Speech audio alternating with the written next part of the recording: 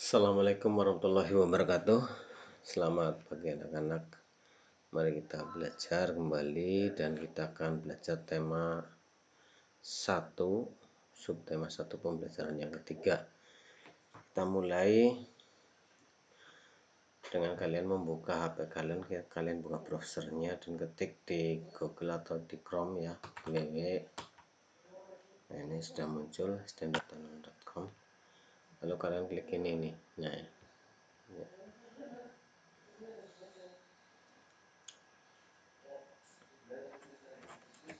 sudah muncul materi belajar. Kemudian kita belajar tematik ya, tema ke-1. Saya perjelas ya, biar besar biar jelas. Ya. Tema 1, subtema 1 pembelajaran yang kedua, keberagaman budaya bangsaku. Oh, ini ya. Ini tema kedua, tema yang ketiga ya. Ya.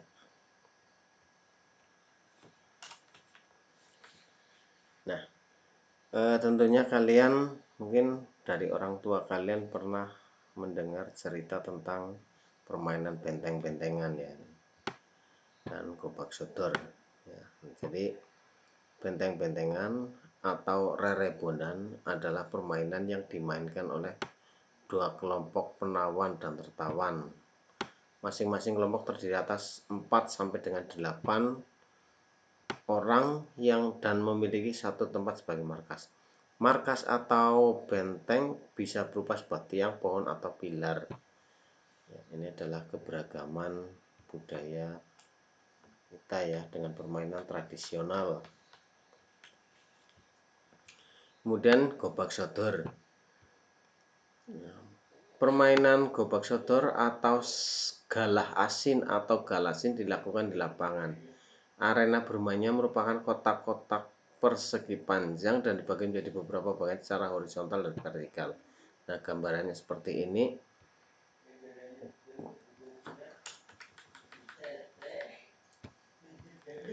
Tahukah kamu bahwa untuk bermain benteng-bentengan dan gobak sodor dengan baik diperlukan beberapa keterampilan, diantaranya lari dan lompat. Perhatikan penjelasan dan cara gurumu memperagakan teknik berjalan, berlari, dan melompat yang baik agar kamu dapat bermain dengan baik. Sekarang saatnya kamu bermain. Lakukan pemanasan terlebih dahulu dengan arahan dari guru. Nah, sekarang kita berdiskusi ya. Nah, dari permainan tadi, coba tuliskan pengalamanmu saat mencoba salah satu permainan tradisional. Diskusikan jawabanmu dengan jawaban teman sekelompokmu. Nomor 1, apa yang membuat kamu tertarik dengan kedua permainan tradisional tersebut? Jelaskan. 2, bagaimana aturan permainan tradisional tersebut?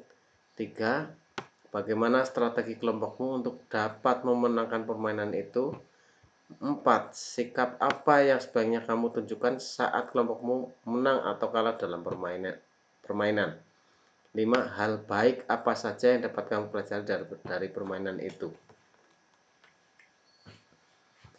Selain memiliki permainan tradisional yang beragam, Indonesia juga memiliki musik tradisional yang beragam. Musik yang dihasilkan suatu benda berbeda-beda, demikian pula dengan bunyi yang dihasilkan oleh alat musik tradisional. Nah, sekarang bagaimana bunyi tersebut bisa sampai ke telinga kita?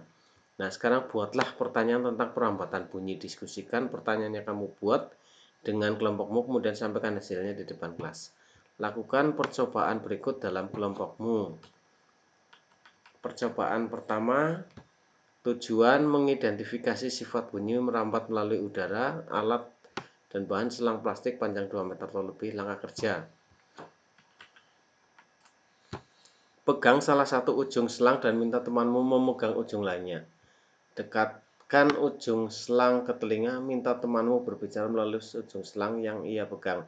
4, dengarkan dan catat apa yang ia sampaikan. Berikan hasilnya kepada temanmu untuk diperiksa. Nah, seperti ini ya. Kemudian percobaan yang kedua adalah mengidentifikasi sifat bunyi merambat melalui benda padat. Alat dan bahan: 1, gelas plastik 4 buah, benang kasur, paku. Kemudian langkah kerja. 1, Buatlah satu lubang kecil dengan ujung paku di tengah dasar gelas plastik. 2. Potong tali kasur sepanjang 2-3 meter. Masukkan benang dalam gelas plastik melalui lubang kecil. 4. Buatlah simpul agar tidak lepas. 5. Berbicara dengan temanmu melalui telepon gelas plastik. 6. Lepaskan benang dari gelas plastik. 7. Berbicara dengan temanmu melalui telepon gelas plastik tanpa benang. 8. Dengarkan dan catat apa yang ia sampaikan. Berikan hasilnya kepada temanmu untuk diperiksa. Nah, ini ya contohnya. Kemudian percobaan yang ketiga adalah tujuan mengidentifikasi sifat bunyi merambat melalui benda cair. Alat dan bahan. Ini ember besar, air, batu koral, corong kecil. Langkah kerjanya adalah sebagai berikut. Isi ember dengan air hingga penuh. Masukkan corong dalam ember sehingga bagian bawahnya terendam. Usahakan corong tidak menempel pada ember. 3. Minta bantuan temanmu untuk salah satu sisi ember dengan menggunakan batu secara perlahan. Sementara itu dekatkan telingamu pada bagian atas corong. 4. Dengarkan dan catat hasilnya. Nah, seperti ini ya. Nah, sekarang isilah tabel berdasarkan hasil bunyi percobaan. Percobaannya ada 3 ya, 1, 2, 3. Nah, sekarang media perantara perambatan bunyi tadi apa? Medianya tadi 1 itu melalui udara atau selang ya. Yang kedua itu melalui benda padat atau benang. Yang ketiga melalui benda cair atau air. Terdengar atau tidak dengan dicawang di bawahnya sini. Kemudian menjawab pertanyaan di bawah ini. 1.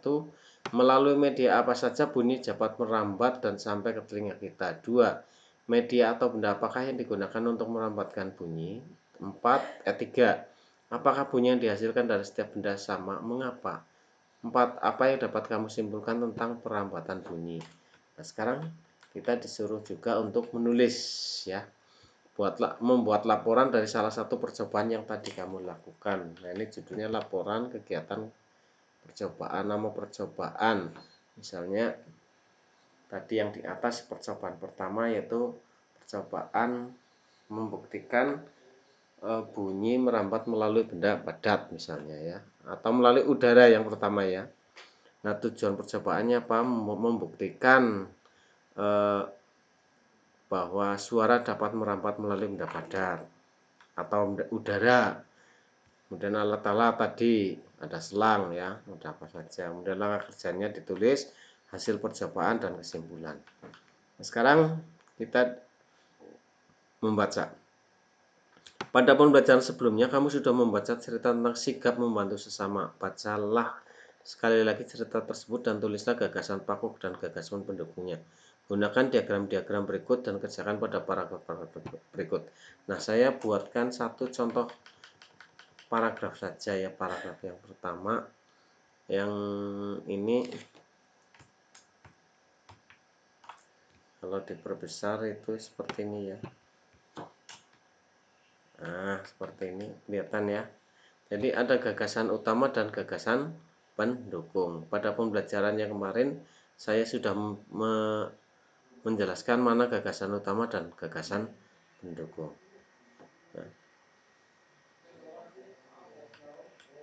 Nah, pembelajarannya cukup sampai di sini dan kalian bisa membuka LKS. Kalau tidak atau kurang jelas kalian bisa bertanya kepada Pak Agus. Ya, saya akhiri. Assalamualaikum warahmatullahi wabarakatuh.